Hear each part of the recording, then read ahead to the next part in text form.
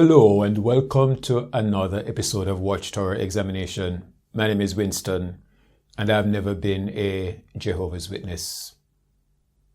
In journalism, there is a thing called journalistic integrity. Journalists are required to double check on the veracity of the reports they get from their sources because they run the risk of being sued if the information they publish is false. And if it is a case that they have been found not to carry out that due diligence, the courts will be pretty hard on the media houses if they spread false information. And so journalists take it seriously to verify what they're being told. This is the second video I'm doing giving you a report out of Japan. There is alleged an ex-Jehovah's Witness woman, who is making the claim that she has been out of the organization for some 20 years and is still traumatized by the experience of having been a Jehovah's Witness. I'm going to give you the report, but first we're going to fast forward to the Watchtower organization denying what is reported. Now let me say that criticism is a mode of autobiography, meaning when you criticize someone, you are actually saying something, you're revealing much about yourself. As the Watchtower is indirectly fact-checking the media house or fact-checking the lady, we will be fact-checking the Watchtower. Let's hear their denial. But a representative of the Japanese branch of Jehovah's Witnesses said the complaints being voiced against it are false and misleading. There have been distorted reports and wrong conclusions based only on the comments made by disgruntled people who used to be related to Jehovah's Witnesses, and such opinions are factually incorrect. Such opinions are factually incorrect. They are only made by people who used to be associated with the organization. What are the odds that a Jehovah's Witness who is currently a member is having a problem with the organization and will report it to the media? Highly unlikely. It is more likely that they will be kicked out before they can do that. And if they do that while remaining a member, they will be kicked out immediately. So it is not likely that a current Jehovah's Witness will. So that more than likely, if the story is true, it would only be related by an ex-Jehovah's Witness. So, duh. Let's hear the actual report. A woman in her 40s from the Kanto region, raised as a second-generation Jehovah's Witness, is speaking out about the trauma she experienced growing up while belonging to the religious group. 20 years have passed since she left the Christian denomination, which has some 210,000 followers in Japan, but she still suffers from an eating disorder and suicidal thoughts she attributes to adhering to its strict rules. Every time I remember those days, I feel crushed, said the woman, who wishes to remain anonymous. The woman is unknown. The source has not been revealed. How is it possible for the Watchtower to then say the story is not true? They have no idea of whom they are speaking, but they are declaring that the story is not true. Doesn't that tell you that it is their default position to say the story is not true? It is their default position to play the victim. They want to suggest that this woman is playing the victim, and it is exactly what the Watchtower is doing. Projection. I think there are still many followers struggling, and I want as many of them as possible to be saved. The lady says she believes that there are still others in the organization who are struggling, who are suffering on the inside. The Watchtower says the story is not true, but, says the Watchtower, in my mid-teens, I began to feel torn. I liked the truth, but I felt so confined. I didn't tell anyone how I felt. I just pretended everything was all right and went through the motions.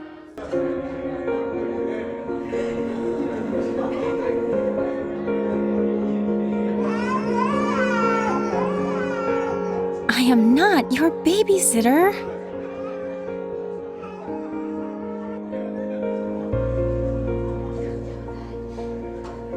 Didn't you see we were talking?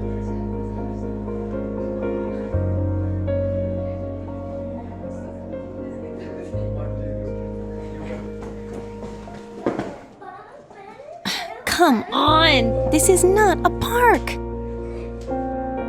And the elders are always busy.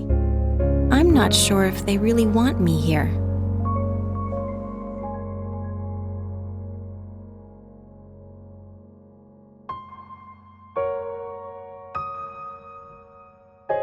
Yoko, a pioneer sister from my former congregation, visited me. She asked me how I was doing. I told her how I feel about my congregation. Then she told me that she had a similar experience. It wasn't the typical, my mom's a pioneer, my dad's an elder, and we're doing great in the congregation. My family life wasn't the best, so why would I want to do this religion that nobody's happy in our family with? Sometimes I just feel so trapped. I know I need to keep my life simple and stay focused on spiritual things, but it just seems like I'm constantly seeing others around me being rewarded with nice things, and I just feel forgotten. I envied kids who didn't have to live under so many restrictions. And if they got the truth later in life, they got to experience the best of both worlds. This is the Watchtower admitting that their young people are going through things on the inside. Their own production. So that so far, what the lady is saying is proving to be quite normal. Quite the norm with this organization, quite likely to be true. The woman said her mother started going to a facility run by the religious group when she was in the lower grades of elementary school, and, while her father was against it, her mother started forcing the religious doctrine and lifestyle on her. She was told to cut ties with her friends unless they too were followers, and she was banned from attending school events such as Christmas and birthday parties. The lady said that she was told as a child to cut ties with other children who are not Jehovah's Witnesses. Could that be true? The Watchtower answers, this is a video created for children that the Watchtower featured at their last annual meeting, late 2022. Talia, you've been kind to me in the past, but you don't believe Jesus' teachings. We cannot be friends.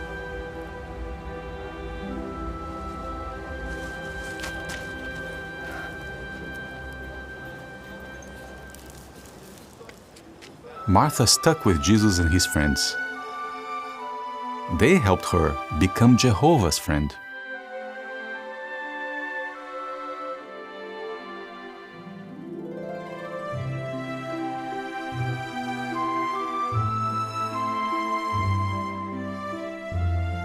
So, Sophia, what do you think Jehovah is teaching you about friendship? That I have to choose my friends carefully. And how can you know if someone should be your friend? if they help me be Jehovah's friend. I am not gonna join the club. That's my girl. We are so proud of you, Sophia. And Jehovah is proud of you too. So far, it is looking as though the lady's story is true. The Watchtower itself has demonstrated that they are teaching their children to keep friends only with Jehovah's Witnesses. And in this case, they even fabricated the story of Martha. There is nothing in the Bible about Martha having a friend who was telling her not to keep company with Jesus, in their effort to tell their children not to keep company with children who are not Jehovah's Witnesses. They actually created a story of an older girl befriending a little girl. You know, Sophia, I think we're going to be friends. It is much better that she has one older friend from the organization than to be friends with her classmates. For crying out loud, the title of the video, have a look at it. She was told to prioritize attending religious meetings and studying the Bible above school, and her mother dictated what clothes she wore and what books she read. The hardest thing for her at that time, she said, was going door to door with her mother to promulgate the faith. Holding the Bible, she would push the door buzzer, again and again sometimes, at the homes of her classmates. Hiding behind her mother, she prayed, "Please, don't answer the door." But some classmates would, and then made fun of her for the way she stayed motionless and dropped her eyes. If you are a Jehovah's Witness watching this video, and you have been a Jehovah's Witness from your birth, if you were born in, I was the model child who was always held up as an example. Sure, the attention boosted my self-confidence, but it also put me under enormous pressure. can you honestly say you cannot identify with what this lady is alleging? When she entered her third year of high school, a church facilitator told her to prioritize missionary work and discouraged her from going to university. She had no choice but to abandon her dream to one day become a nurse. The Watchtower is saying that this is factually incorrect. We will not need doctors or lawyers after Armageddon, but we will need carpenters and plumbers and similar construction trades. I give you one who used to be a member of the governing body of Jehovah's Witnesses, speaking to their position on higher education, defining it as it were, making it clear what they are talking about. They do not want their young people to go to college. Higher education. What do we mean when we use that expression? The October 1st, 2005 issue of the Watchtower that I referred to earlier provided a definition. It used the example of the educational system in the United States, acknowledging that it involves 12 years of basic education in public schools. Then it stated, thereafter, students may choose to attend university for 4 or more years, leading to a bachelor's degree or to postgraduate studies for careers in medicine, law, engineering, and so forth. Such university education is what is meant when the term higher education is used. It further stated, on the other hand, there are technical and vocational schools offering short-term courses that result in a certificate or diploma in some trade or service. We realize educational systems vary from place to place.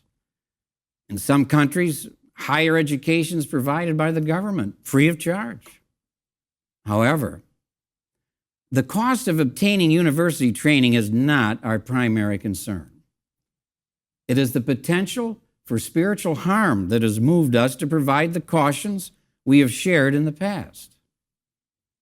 Ultimately, It is the decision of the parents as to the amount of secular education they feel is necessary for a child to later care for a family of his own. As parents, we would be remiss if we did not encourage our child to pursue a skill or trade that would enable him to start off a marriage successfully. Having said that, it does not change the fact that all too often our young people have met with spiritual disaster, especially after leaving home and living on a university campus. So parents and children, you need to have a goal and you need to have a plan. If you're missing either one, Satan will provide it for you. Young people, ask yourself, why am I considering additional education? Is it because I'm pursuing a specific skill or trade to support my service to Jehovah? Or have I been pressured by the system into believing that higher education will somehow make me a more respected person or lead me to a better life? Let me review the scriptural basis for our previous published concerns about higher education. As an example, 1 Corinthians 15:33 says, "Bad associations spoil useful habits." And when she underwent an operation at the age of 18, she had to tell the doctor that she did not want to have a blood transfusion because her religion bans it. She was given a general anesthetic and, as she lost consciousness, she thought to herself, "I will die like this." Is there anything about that is unbelievable? If you have any doubt, let me give you, I'll be playing for you a clip created again by the Watchtower organization, showing a doctor telling a patient that his best chance of surviving is a blood transfusion. We have received your test results. I wish I had better news. It's okay, go ahead. We have to operate. All right. But remember, no blood. I will do my best, but your best option is a blood transfusion. Without it, your chances are much lower. Do you understand what I'm trying to say? Yeah, I understand. So the Watchtower knows that people are being told that by doctors. If you are an 18-year-old girl who is told that your best chance of survival is to have a blood transfusion and you refuse that blood transfusion, you are therefore going to go under recognizing that you have a slim chance of living. Without it, your chances are much lower. Do you understand what I'm trying to say? So what does the Watchtower mean by opinions and all of this being factually incorrect? Under constant stress, she battled with binge eating and anorexia, and her weight would fluctuate wildly, from about 40 kilograms to 84 kilograms. When her father died from an illness when she was 24, she was banned from attending his funeral, a Buddhist ceremony. That was the last straw for her, and she told her mother, "Let me leave the church." There are many people who suffer because they want to leave the group but cannot do so because they don't want to lose contact with their family, Tanaka said.